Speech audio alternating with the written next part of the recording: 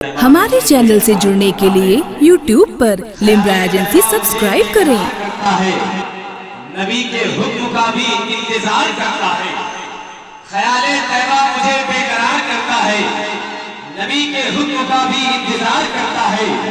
کوئی کرے نہ کرے ذکر شافع محشر،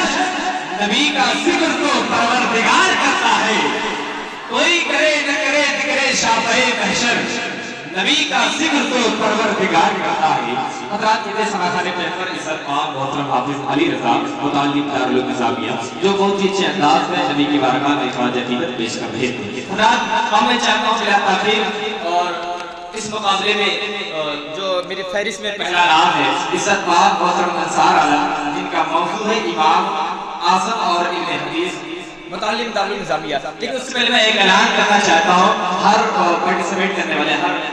جتنے بھی آنے والے بچے یہاں پر شریک ہونے والے اس پروگرام میں اس مقابلے میں ان کے لیے پاکیزہ 10 منٹ کا وقت دیا گیا ہے۔ وہ اپنی بات کو 10 منٹ کی طرف مکمل کر کے اپنی جگہ لے لیں، کیونکہ بہت سارے لوگ ہیں علماء کرام کی جو فہرست نبی ہے، میں نہیں چاہتا ہوں کہ آپ زیادہ وقت لیں اور آپ کا ہی نقصان ہو۔ اب میں چاہتا ہوں کہ وہ آئیں اپنی بہترین اخلاص سے ہم سامعین کی ضرورت کی تفتیش فرمائیں۔ حضرات آئیے ایک مرتبہ اپنے آپ کو بیدار کرنے کے لیے، اپنے نصیب کو فخر پہنچانے کے لیے دونوں ہاتھوں بڑھا کے استقبال کر لیں۔ نعرہ تکبیر، نعرہ رسالت، جشن عید میلاد النبی، جشن غوث الورا، نعرہ تکبیر، نعرہ رسالت۔ واہ کیا مرتبہ ہے غوث والا تیرا، واہ کیا مرتبہ ہے غوث والا تیرا، اونچے اونچوں کے سروں سے ہے قدم والا تیرا، اور سر بھلا کیا کوئی جانے کی ہے کیسا تیرا، اولیاء ملتے ہیں آنکھیں وہ ہے تیرا۔ نحمده ونصلي على رسوله الكريم، اما بعد فاعوذ بالله من الشيطان الرجيم، بسم الله الرحمن الرحيم، انما يخشى الله من عباده العلماء، صدق الله مولانا العظيم وصدق رسوله النبي الامين الكريم المبين، ونحن على ذلك لمن الشاكرين والشاكرين والحمد لله رب العالمين۔ آئیے ہم سب سے پہلے گنبد خضرا میں آرام فرمانے والے آقا و مولا جناب حضور اکرم صلی اللہ تعالی علیہ وسلم کی بارگاہ قسمت درود و سلام کا نذرانہ عقیدت پیش کرے، بآواز بلند پڑھیں اللہم صلی علی سیدنا مولانا محمد وبارک وسلم، صلو علیہ الصلاۃ والسلام علیک یا رسول اللہ یا نبی اللہ یا حبیب اللہ صلی اللہ تعالی علیہ وسلم۔ خطبہ مسنونہ کے بعد میں نے جس آیت کریمہ کی تلاوت کا شرف حاصل کیا، پروردگار عالم قرآن مقدسہ میں ارشاد فرماتا ہے کہ اللہ سے اس کے بندوں میں جو ڈرنے والے ہیں وہ عالم ہی ہیں۔ محترم حضرات، اور حضور اقدس صلی اللہ تعالی علیہ وسلم نے ارشاد فرمایا کہ اگر علم دین ثریا ستارے کے پاس ہوتا تو فارس کا رہنے والا ایک شخص اسے حاصل کر دیتا۔ محترم حضرات، آج کی اس پروقار محفل میں میری تقریر کا موضوع ہے امام اعظم اور علم حدیث۔ حضرات محترم، سیدنا حضرت امام اعظم ابو حنیفہ، سیدنا امام الائمہ، سراج الامہ، رئیس الفقہاء، محدث کبیر، حافظ حدیث حضرت امام اعظم رضی اللہ تعالی علیہ کے اوصاف مخصوصہ علم و عمل، زہد و تقوی، ریاضت و عبادت اور فہم و فراست کی طرح آپ کی شان محدثیت، حدیث دانی اور حدیث بیانی بھی امت مسلمہ میں ایک ناقابل انکار حقیقت ہے، لیکن اس کے باوجود کچھ کم علم اور متاثر افراد لوگوں نے امام اعظم پر یتیم فی الحدیث اور قلیل الحدیث ہونے کا الزام لگایا ہے، جو خالص حسد و عناد پر مبنی ہے۔ آج کی اس مختصر سی تقریر میں میں آپ کو بتانا چاہتا ہوں، امام اعظم صرف محدث ہی نہیں بلکہ امام حدیث اور حافظ حدیث اور صاحب جرح تعدیل ہونے کے ساتھ ساتھ باق کے محدثین، مثلا امام بخاری رحمۃ اللہ تعالی علیہ و امام مسلم رحمۃ اللہ تعالی علیہ وغیرہ کے ہم پلہ ہے، جس سے آپ کا علم حدیث میں بہت بلند و مقام مرتبہ کا ہونا ظاہر ہے۔ چنانچہ امام عبداللہ الشیخی اور امام موافق بن احمد الفقی رحمۃ اللہ تعالی علیہ امام حدیث بن صالح سے سند کے ساتھ روایت کرتے ہیں،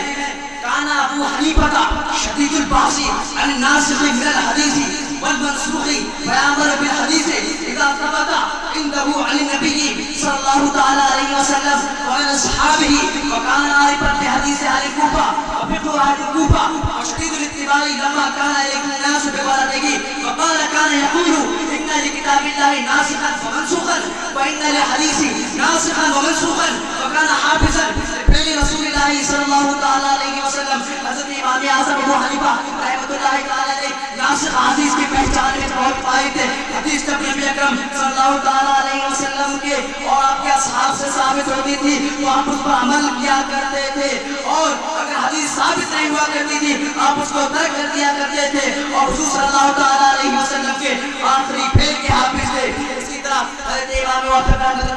اللہ تعالی علیہ حضرت امام ابی یوسف رحمۃ اللہ علیہ سے روایت کرتے ہیں وربما وجدت الحديثين ابي الثلاثه فاضي ابو الدهاب بنا ما يقدره وبنا ما يقدره هذا ليس بصحيح او ليس بمعروف فاقول له وما علمك بذلك فيقول انا اعلم به اهل الكوفه. امام موافق رحمۃ اللہ علیہ سے امام یوسف فرماتے ہیں کہ امام اعظم رضی اللہ تعالی عنہ کی تقویت میں کبھی مجھے 2 حدیثیں ملتی تھی اور کبھی مجھے 3 حدیثیں ملتی. میں جب ان کو حضرت امام اعظم ابو حنیفہ رحمۃ اللہ تعالی علیہ کی خدمت میں پیش کرتا تو آپ بعض کو قبول کیا کرتے تھے اور بعض کو ناقابل قبول کیا کرتے تھے اور جب میں اور آپ ساتھ ساتھ یہ بھی فرما دیا کرتے تھے کہ یہ حدیث حسن نہیں ہے, یہ حدیث معروف نہیں ہے, یہ حدیث صحیح نہیں ہے. تو میں عرض کرتا کہ حضرت آپ کو کیسے پتا چلا؟ تو امام اعظم فرماتے ہیں میں اہل کوفہ کے علم کو جانتا ہوں. چنانچہ اسی طرح سے یہ حضرت امام یحییٰ بن نصر بن حاتم فرماتے ہیں دخلت على ابی حنیفہ فی بیت مملوء کتابا فقلت ما هذه قال هذه احادیث كلها وما حدثت به الا يسير الذي ينتفع به. میں امام اعظم رضی اللہ تعالی عنہ کے گھر میں داخل ہوا, دیکھا کہ آپ کا گھر کتابوں سے بھرا ہوا ہے. میں نے عرض کی یہ کیا ہے؟ تو امام اعظم نے ارشاد فرمایا یہ سب احادیث ہیں اور ان میں سے میں وہ بیان کرتا ہوں جن سے عوام کو نفع حاصل ہو. چنانچہ حضرات محترم ان احادیث سے کھلے طور پر ثابت ہے کہ حضرت امام اعظم ابو حنیفہ رحمۃ اللہ تعالی علیہ کثیر الحدیث ہیں. چنانچہ حضرت امام اعظم رضی اللہ تعالی علیہ اپنے زمانے کے تمام محدثین پر فائق تھے, اس لیے آپ کے زمانے کے مشہور محدث امام مصعب بن کلام فرماتے ہیں کہ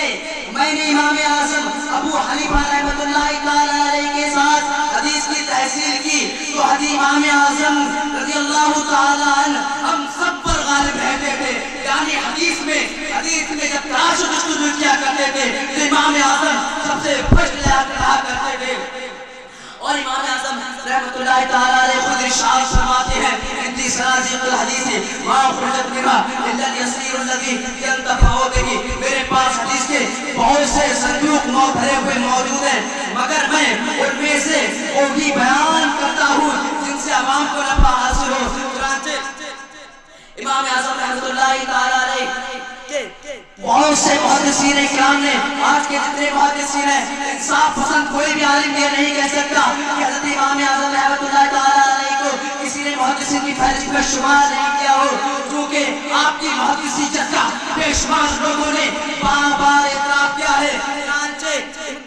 ابن خلدون نے آپ کا شمار کتاب المجتہدین فی علم الحدیث میں کیا ہے اور اسی طرح سے بہت سے محدثین نے آپ کا شمار بہت اونچے درجات پر کیا ہے. امام ابی یوسف رحمۃ اللہ تعالی علیہ ارشاد فرماتے ہیں کہ میں نے امام اعظم ابو حنیفہ رحمۃ اللہ تعالی علیہ سے زیادہ جاننے والا لفظ حدیث کسی کو نہیں دیکھا اور نہ ہی زیادہ تفسیر حدیث طالب میری نظروں سے گزرا. اور حضرت سفیان بن عیینہ فرماتے گئے کہ ابر و سیانی محدثن ابو حنیفہ تھا کہ مجھ کو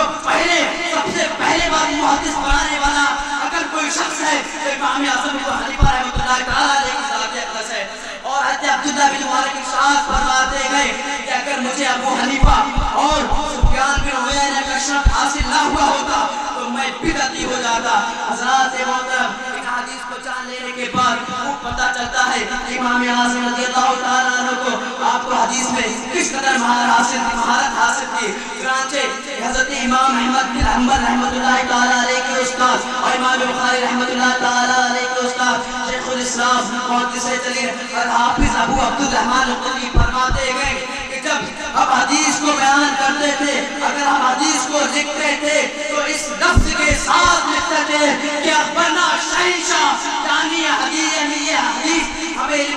کے شہنشاہ نے بیان کی ہے۔ حضرات محترم، ایک محدث آپ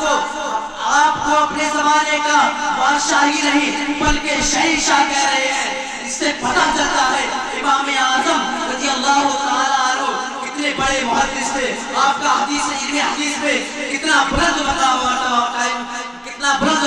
والا علم ہے آپ کا۔ محترم حضرات، حضرت علامہ ملا علی قاری رحمۃ اللہ تعالیٰ علیہ ابن سماع سے نقل کرتے ہیں، امام اعظم ابو حنیفہ رحمۃ اللہ تعالیٰ علیہ نے اپنی تصانیف سے 70,000 کتابوں سے زیادہ کا، آپ نے 70,000 سے زیادہ سے حدیثوں کی تصانیف فرمائی ہے اور 40,000 سے کتاب الآثار کو منتخب کیا ہے۔ حضرات محترم، امام اعظم رضی اللہ تعالیٰ عنہ کے جس قدر آپ حدیث پاک میں آپ کو مہارت حاصل تھی، آپ کا بیان کردہ مسئلہ،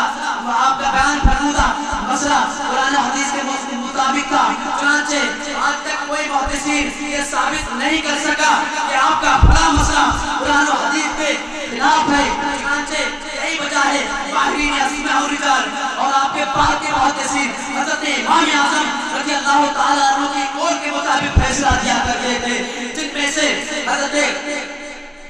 یحییٰ بن الجراح اور امام بخاری رحمۃ اللہ تعالیٰ علیہ کے استاد یحییٰ بن بکیر اور معین بن یحییٰ اور سعید القطان رحمۃ اللہ تعالیٰ علیہ اور امام بخاری رحمۃ اللہ تعالیٰ علیہ کے استاد لیث بن سعد خاص طور سے قابل ذکر ہے۔ حضرت امام اعظم حضرت امام اعظم ابو حنیفہ رحمۃ اللہ تعالیٰ علیہ نے تدریس و تدوین فقہ کے اختصاص حدیث پاک کا ایک مشتمل مجموعہ بیان کرتا ہے، جس میں تقریباً 40,000 حدیث پاک منتخب کی ہے، جس کتاب کا نام کتاب الآثار ہے۔ یہ حدیث نبوی کے اس سے پہلے جتنے بھی مجموعے تھے ان کی ترتیب بنی نہیں تھی، مگر اس کے آنے کے بعد حضرت امام اعظم رحمۃ اللہ تعالیٰ علیہ کی یہ کتاب الآثار کے آنے کے بعد پاک کے محدثین کے لیے ترتیب و ترتیب میں اس کتاب کی شاہراہ قائم ہوئی۔